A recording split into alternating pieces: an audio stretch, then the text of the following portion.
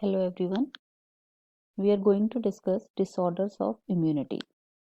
So first of all, we are going to study about hypersensitivity reactions. Disorder of immunity include hypersensitivity reactions, autoimmune diseases, amyloidosis and immunological deficiency syndrome. So we are taking hypersensitivity reactions. Hypersensitivity, when an immune protective response becomes abnormal and exaggerated, causing tissue damage, it is known as hypersensitivity. Hypersensitivity is classified as type 1 hypersensitivity reaction, type 2 hypersensitivity reaction, type 3 hypersensitivity reaction, and type 4 hypersensitivity reaction. Type 1 hypersensitivity is immediate hypersensitivity. Type 2 is antibody mediated hypersensitivity. Type 3 is immune complex hypersensitivity, immune complex mediated hypersensitivity, and type 4 is cell mediated hypersensitivity. So, there are basically 4 types of hypersensitivity reaction: 1, 2, 3 and 4. Type 1 hypersensitivity reaction or immediate hypersensitivity is a rapid immunologic reaction occurring within minutes after the combination of an antigen with antibody bound to mast cells in individuals previously sensitized to antigen. So it is an immediate hypersensitivity reaction, immunologic reaction occurring within minutes after the combination of antigen with antibody that is bound to mast cells in previously sensitized individuals with antigens. These reactions are often called allergic reactions, and the antigens that elicit the allergy are known as allergens. So, in response to allergens, there is a immediate hypersensitivity reaction, that is type 1 hypersensitivity reaction. So, type 1 hypersensitivity reaction is further of two types: localized reaction or systemic anaphylaxis. Localized reaction is atopy. So, the local reactions are depend on the type of entry of allergen. Depending on the entry of allergen, if the entry of allergen is through skin, then it will lead to skin allergy. If through nose antigen is entering, then allergic rhinitis. If through conjunctiva, conjunctivitis. If antigen is inhaled, then hay fever or bronchial asthma. And if food is taken, food is allergen, then it will lead to allergic gastroenteritis. The causes of type 1 hypersensitivity reaction or the allergens for this reactions are plants and pollens, which include grass, pollen grains, weeds, molds, spores, that will lead to hay fever or allergic rhinitis. So in allergic rhinitis or hay fever, patient will present with watery eyes, running nose, sneezing and coughing. If the allergen is animal products like danders and hairs, then it will lead to asthma. Allergen could be bee venom or house dust. If allergen is house dust, it will cause hay fever. Allergen could be food and food products like eggs, seafood or fish, that will lead to food allergies, which could be in the form of vomiting or diarrhea, then asthma, urticaria and eczema. Physical stimuli could act as allergens like heat, cold and sunlight. So this picture is depicting how the mechanism of action in type 1 hypersensitivity reaction. If supposingly pollen is the allergen, then that antigen or allergen enters through the mucosa or skin, and it will bound to the antigen presenting cell or dendritic cell. Then this antigen presenting cell will present the antigen to CD4 helper T cells. CD4 helper T cells that will further differentiate into Th2 cells, leading to cytokine productions like interleukin 4, interleukin 13, interleukin 5 and chemokines. So basically there is activation of Th2 cells and IgE class switching in B cells. B cells will produce IgE secreting antibody IgE. Then this IgE antibody will bind to the mast cells, which will lead to cytokine production or degranulation and cause hypersensitivity reactions. So the important cytokines are interleukin 4, 5 and 13. Interleukin 4 will act on the B cells to stimulate class switching to IgE and promotes development of additional Th2 cells. Interleukin 5 is involved in development and activation of eosinophils, which are important effectors of type 1 hypersensitivity.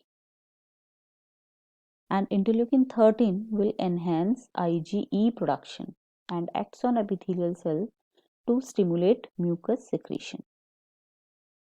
So interleukin 4 will cause switching to IgE antibodies and promotes development of Th2 cells. Interleukin 5 will involve in activation of eosinophils and interleukin 13 enhance IgE production. So basically IgE production is enhanced and activation of eosinophils.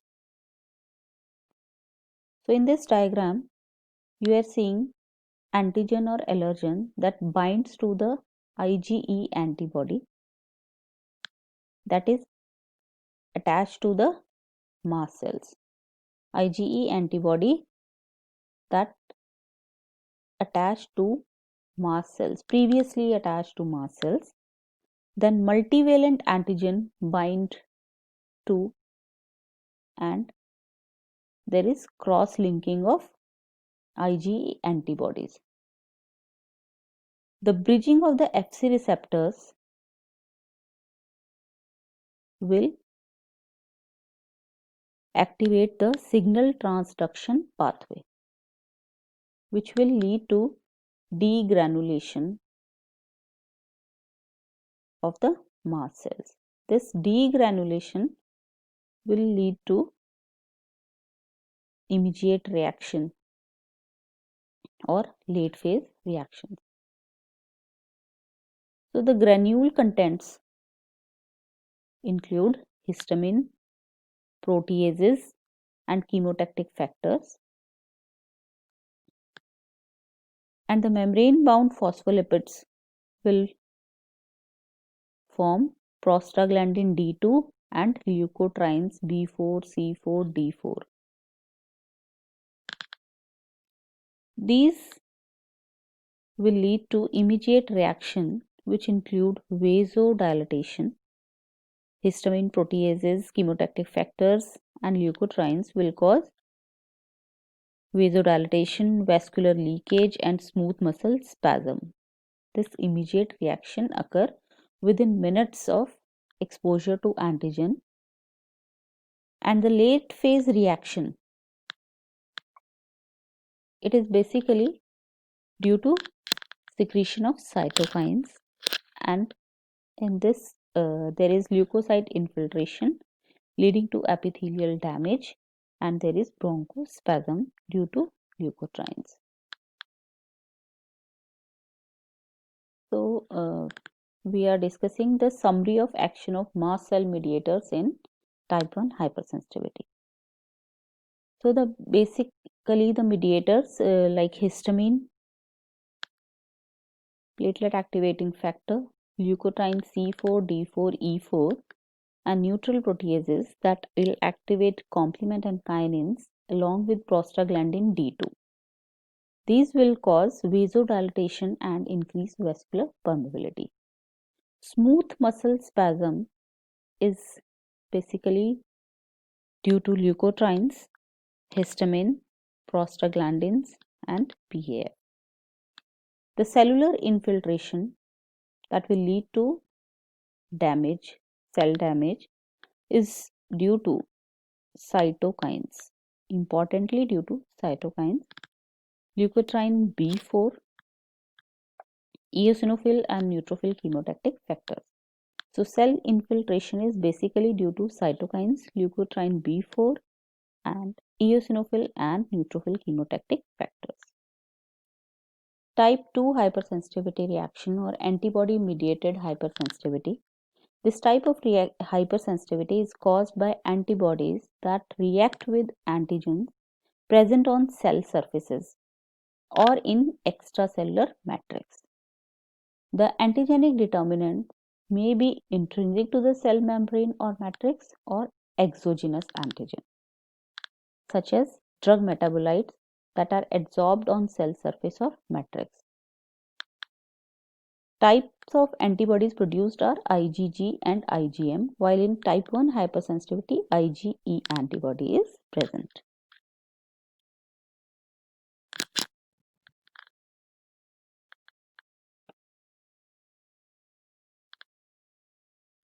So, pathogenesis of type 2 hypersensitivity reaction. In this, there are three mechanisms. First is opsonization and phagocytosis. Opsonization of the cells by antibodies and complements components and ingestion by the phagocytosis. So, first mechanism is opsonization and phagocytosis. Second is complement and Fc receptor mediated inflammation. Inflammation induced by antibody binding to Fc receptor of leukocytes and by complement breakdown products. Then third mechanism is antibody mediated cellular dysfunction. Antibody mediated cellular dysfunction. So anti-receptor antibodies, they disturb the normal function of receptors.